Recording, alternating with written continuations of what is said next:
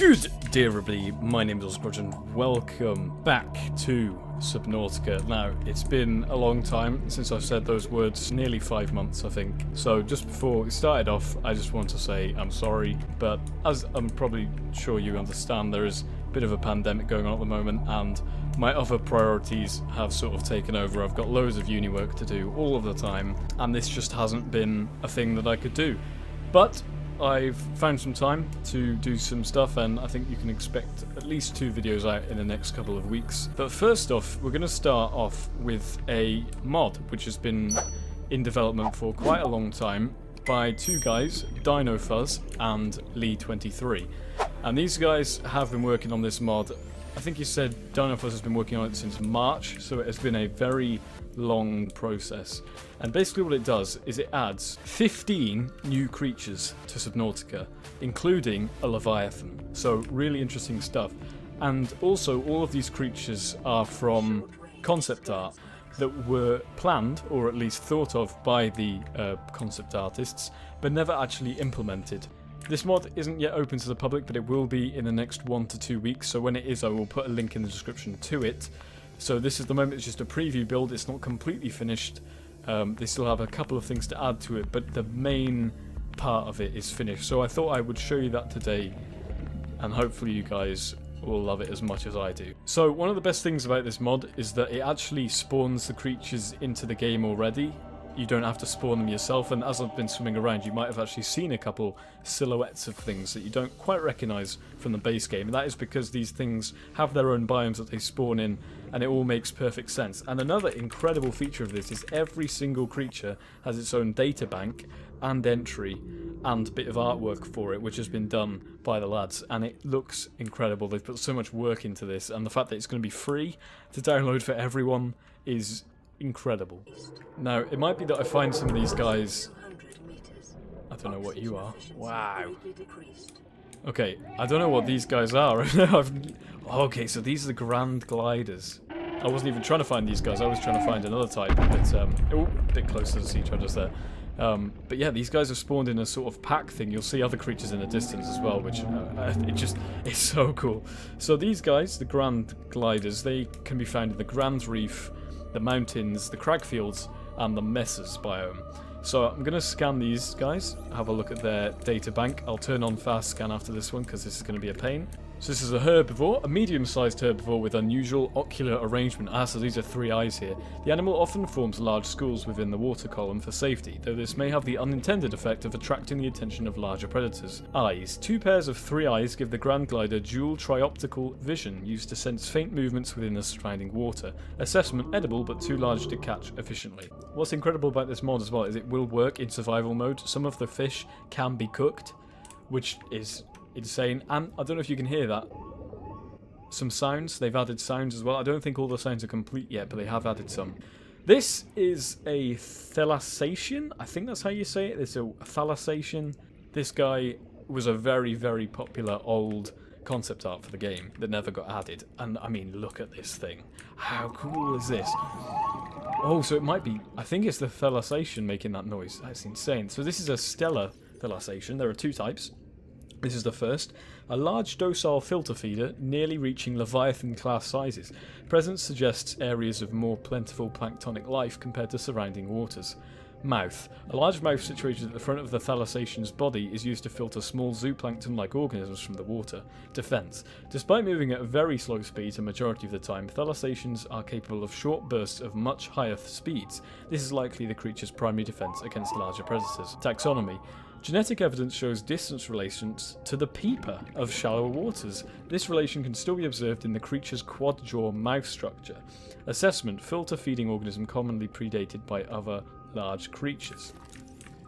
So that's the thing that this thing adds, some more linking between the creatures, which is something that I think the Subnautica developers really missed out on, sort of creating a evolutionary tree, which a lot of people have tried to create one since, but not really successfully because it doesn't make a lot of sense. But yes, you can see the relation to the peeper there, where it might have split off in the chain of evolution. But I mean, doesn't this guy look so cool? The fact this is modelled by a modder, Dinofuzz I think is the one that does the models and the animation. I think Lee is more of the coding guy, I might be wrong on that. But, I mean, look at that. How cool. I mean, there's not a lot of difference between that and the quality you find in the game. Right, moving on. We'll have a look if there are any others around here that you can see that... there you go. Here's one. This is the Sapphire Clown Pincher. So these guys, I remember these from the concept art. I don't know if all of the different variations of them were in the concept art, because there are actually 5 variations of clown pinchers in this mod. So the small, colourful scavenger found in deep waters. Coloration appears to mimic the surrounding ocean with white stripes to break up the pattern. Yep, that makes sense, we're in the Grand Reef.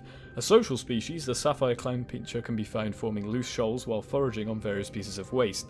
Specimen shows high genetic diversity, suggesting many extant, closely related species that frequently mate. Edible, so this is one of the guys that are actually edible if you want to catch them and cook them in your fabricator.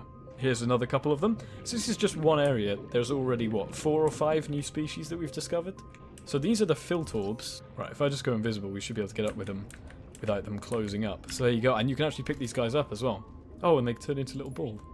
So let's have a look at the description for these guys. Small free-floating filter feeder with a tough shell. Body plan, 6 appendages used for filter feeding branch off from a soft central chamber. A calcified shell encases the body and can seal shut if necessary, which we've seen.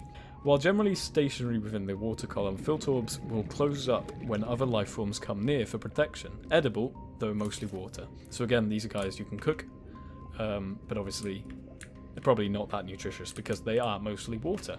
I don't know if you just saw then, this clown pincher actually has the Kara from the looks of it. I don't think... Oh, that's not even a... that's not even a clown pincher. This is an entirely new creature. This is an Axetail. Whoa, okay, cool. I don't think I recognise this from concept art, but it must have been there somewhere. See, all this art that they've done for it, it looks insane. A solitary herbivore with a derived body plan compared to surrounding life forms. 2 pairs of eyes protrude from the frontwards dorsal and ventral sides of the animal's body, which is otherwise largely conical, save for a fan-shaped tail. This body plan is unusual even compared to surrounding fauna, suggesting adaptations for environments no longer present in the Axetail's range. So again, adding history to the creature. This creature has been around longer than the Grand Reef has, or it was forced into the Grand Reef by a change in its original biome. Who knows? In addition to quick bursts of speed, the Axetail is armoured with tough scales to deter potential predators, edible beyond the rough exterior. Right, I've headed to the mushroom forest because apparently there are a few species from this mod that spawn in this area. Now, I don't know exactly whereabouts they spawn, but I'm hoping I will just stumble across one. Oh, these might be something down here. I don't think I recognise these guys. Whoa, there's a whole school of them. Whoa, there's so many. A Ribbonray, wow. Ribbonray, medium-sized herbivore found in a diverse biome, yeah, which is what the mushroom forest is. While some of the Ribbonray's coloration is similar to the surrounding environment, this pattern seems to serve the purpose of display more than anything else. So maybe that's to do with mating, or I don't know. Found commonly taking shelter under the massive coral-like life forms towering over the surrounding biome, which is the mushrooms. Ribbonrays are not particularly skittish, but are still cautious in open areas, so they're, yeah, again, finding a massive school of them. I think that's another type of clown pincher as well. This is the amber variant, which I think will have the same description. Found in deep waters, and this one's amongst large organic formations. Which, yeah, makes sense. Linking the creatures to the world. It's things we love to see. Oh, okay, so this is the jelly spin. Oh, I do remember this guy's concept art. You can pick him up. A small bell-shaped herbivore. A large bell surrounds a lengthy flagellum used for propulsion. A tube situated at the base of the bell is used for consumption of small pieces of biomatter. So it is a sort of filter feeder. Jelly spinners can generally be found close to the seabed or higher in the water column foraging for food. Primary defense is not being particularly edible. Right, so again, you can eat these guys, but you're not going to get a lot out of them. I remember seeing the concept art for these and thinking it is an absolute waste that these weren't implemented because they seem so simple but effective. They just add more life to the game. Right, let's move on to these big boys up here. I don't know what these are, but they look related to stalkers? Yeah, they definitely related to stalkers. They have the same colour scheme, similar mouth, jaw, whatever you want to call it. Oh, crikey. So these are the Twisteals. Wow. Gee, these guys are so cool. I mean, look at the eyes. They're like stripy yellow and black. They've got yellow on the tips of their fins. Those teeth.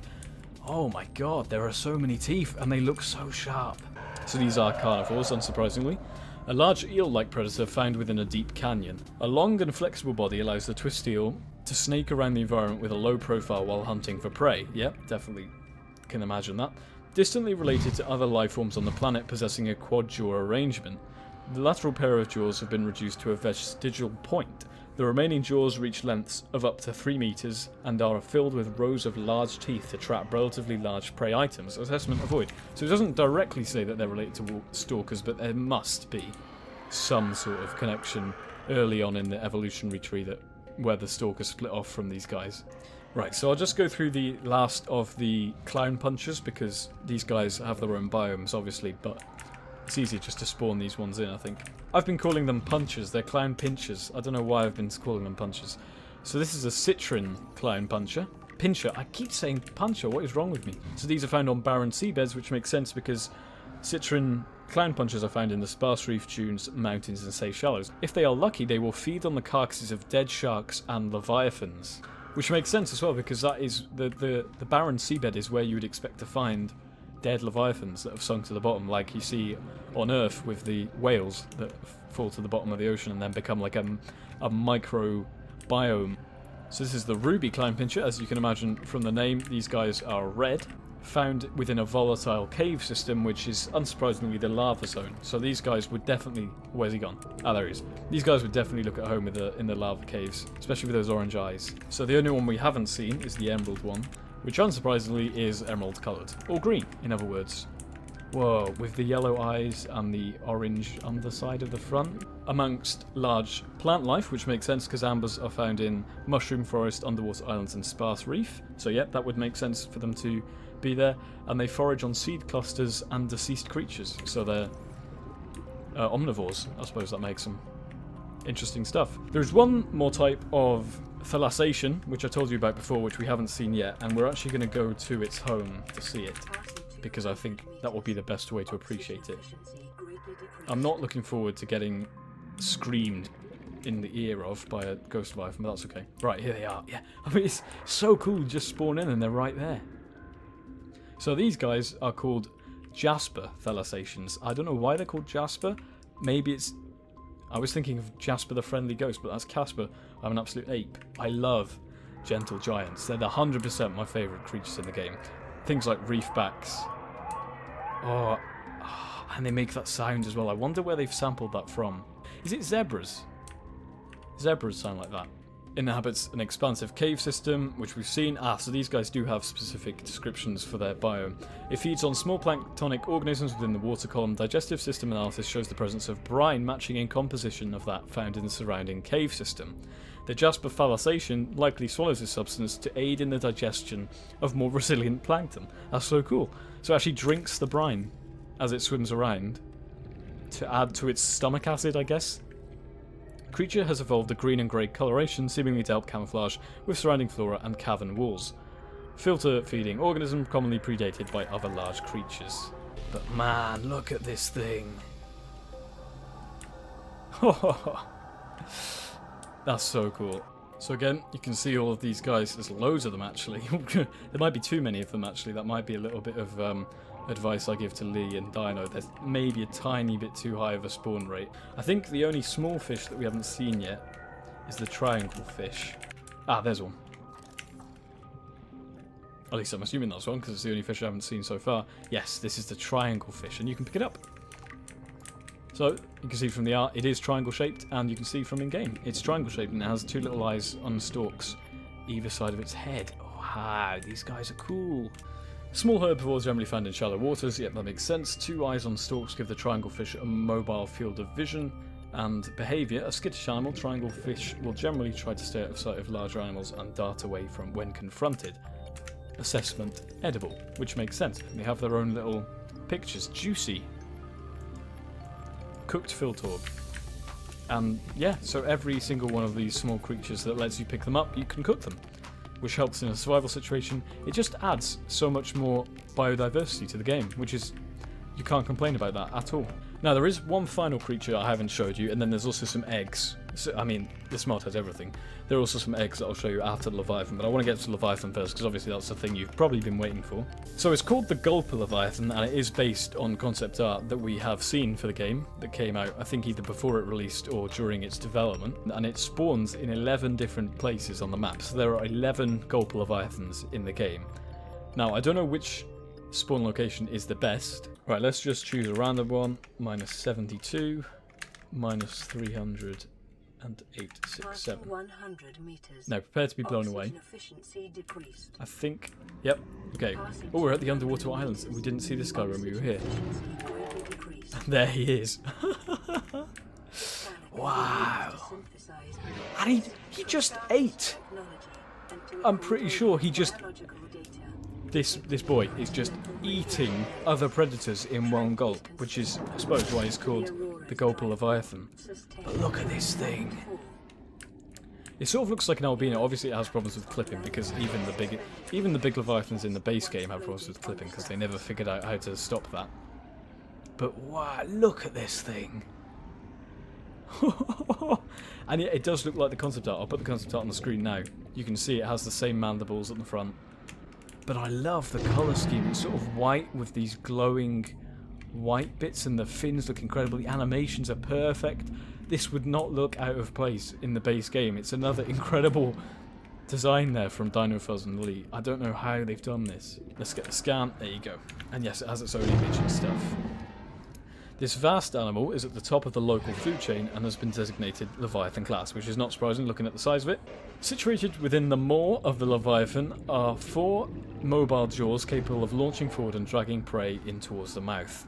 A pair of fins modified into muscular limbs serve an unknown purpose. Possibilities include restraint of other animals, propulsion off of the seabed, and slashing of potential prey or threats. Whatever the case, avoidance of limbs is highly recommended. Consumes anything it can fit in its mouth, which we've seen. Will attempt to crush prey if too large or tough. It hunts using electromagnetic signals, so may be drawn to wrecked technology, which makes sense why we find him in the underwater islands, because I don't know if you can see any from directly where we are, but if you've played the game you'll know that you can find wrecks. In fact, there's one right above us there. That's a massive chunk of the Aurora. So it makes sense, again, to see this guy where it is. I think those are scars on the side of its body, I can't tell. It's sort of like a honeycomb looking shape there. Come on, I'm right here. There you go. Oh, okay. Christ. So it is an insta-kill, so having no damage on doesn't help because it just kills me in one bite. Oh, Jesus, look at that thing. Wow. Right, come at me, bro.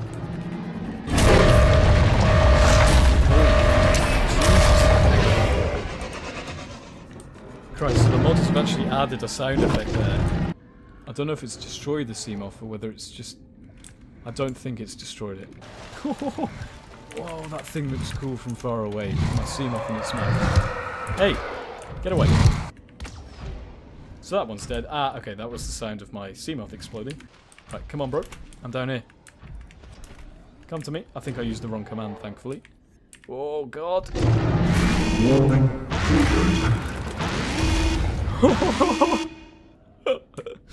Yeah. Ah, that happened to me before as well, actually, interestingly. But it is a mod, and it's a work in progress, so it's not surprising. I did fall through the map there. But yeah, so that's the Gulper Leviathan, which is so cool. I mean, let me know in the comments what you think of that. But I mean, it's just insane to me. I don't know how they've pulled that off, but they've made an entire new Leviathan, and how cool does it look? Okay, so the final thing I wanted to show you is the eggs that the guys have created. There are 4 eggs. There's eggs for the Stellar Thalassation, which is the one that we found in the Grand Reef. The Jasper Thalassation, which is the one from the Lost River. The Grand Glider, which is the thing we found in the Grand Reef as well. And the Twist Eel egg, which can be found in the underwater islands as well, which is where we are now. I think we should just be able to spawn them in. Oh, wow. Okay, so here's the Stellar Thalassation one, which, yep, definitely looks like the Stellar Thalassation. I mean, if you want to reference... Yep, it definitely looks like the parent of that egg. I mean, I'm guessing if you want to take a wild guess as to why it's called the Stellar Thalassation, it's because I'm assuming these little marks on it, or coral or whatever they are, look like stars in the night sky. So, really cool. The next one is the Jasper Thalassation egg, which is a similar design to the Stellar one, but obviously with the colour scheme of the Jasper, which was the one we found in the Lost River, so green, dark green, brown, sort of whatever colour that is on the end, yellow. I don't know if they have plans to add more eggs than the ones they already have in the game, but I mean, 4 is enough. Okay, that is cool. So the Grand Glider, if you don't remember which one that was, was this dude. So yeah, in fact the egg looks a lot like the eyes on the Grand Glider. The twist eel is the one that looks like a stalker, but it's really long. Oh, and this one actually has a little embryo in it. Wow. That is cool. I mean, I don't think I've used many words other than cool while playing this today, but is there any other word to describe that? So yeah, that is the mod in its entirety at the moment, and as I said, it's not open to the public just yet, but it will be in the next 1 to 2 weeks, I am assured, by Lee. So you won't have long to wait before you can get your hands on this, and I will put the link in the description to it when time comes. It's called the De-Extinction mod because it is bringing back to life creatures that were never made in the game, but they are all based on their concept art, so it makes sense. It's a cool name. Oh! Okay. He's not done with my prawn suit apparently, and he's also breaking the laws of physics to take it onto the map. I won't argue with that. He's just left it onto there. Wow, okay. That might be worse than destroying it actually, because if you're in survival, there is no way you're getting that back. Cool. But yeah, I mean, I don't have anything else to say. The mod speaks for itself, really. Just want to thank Lee and Dino for giving me early access to this mod. It is so cool. I'm sure you've seen it already, but if you haven't, they also released a mod to have a real version of the Gargantuan Leviathan in the game, which is insane. Aki's already done a video on it, so I'm not going to just steal his thunder. Go and watch his video. He's on my channel pages, you can find him easily. Really cool mod, made by the same two guys. I just thought this one might suit this channel a bit more, because I've always been a fan of the creatures. It's sort of a tradition to do an all creatures video, which I will be doing soon. So I thought you guys might want to see this. Also, thank you for 69,000 subscribers. I don't know how we've managed to get there without me uploading in 5 months, but I will take it, and I love all you guys so much. Thank you for watching, and I'll see you guys in the next one. Ta-ra, my friends.